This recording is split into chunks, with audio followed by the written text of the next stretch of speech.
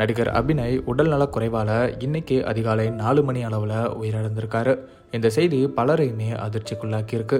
2002 தனுஷ் நடிப்பில் வெளியான துள்ளுவதை இளமை படம் மூலமா தமிழ் சினிமாக்கு அறிமுகமானவர் தான் அபிநய். அந்த படத்துக்கு அப்புறம் இவர் பெரிய ஹீரோவா கோலிவுட்ல வலம் வருவார்னு எதிர்பார்க்கப்பட்டுச்சு.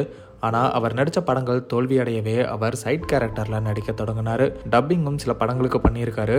குறிப்பா துப்பாக்கி படத்துல வித்யுத் ஜமாலுக்கு இவர் பண்ண டப்பிங் பலரோட பாராட்டுகளை பெற்றுச்சு. அபிநய் சில வருஷங்களுக்கு முன்னாடி பட வாய்ப்புகள் வரதில்ல, ரொம்ப கஷ்டப்படுறேன், சாப்பிடவே காசு இல்லாம அம்மா உணவகம்ல தான் சாப்பிடுறேன்னு கண்கலங்கி பேசியிருந்தாரு. இந்த ஒரு சூழ்நிலையில அபிநய் லிவர் சம்பந்தப்பட்ட லிவர் சைரோசிஸ் அப்படிங்கிற நோயால பாதிக்கப்பட்டு ரொம்பவே அவதிப்பட்டாரு. கேபிஒய் பாலா மற்றும் தனுஷ்னு இப்படி பலருமே அவருக்கு கல்லீரல் மாற்று அறுவை சிகிச்சைக்கு பண உதவி பண்ணாங்க.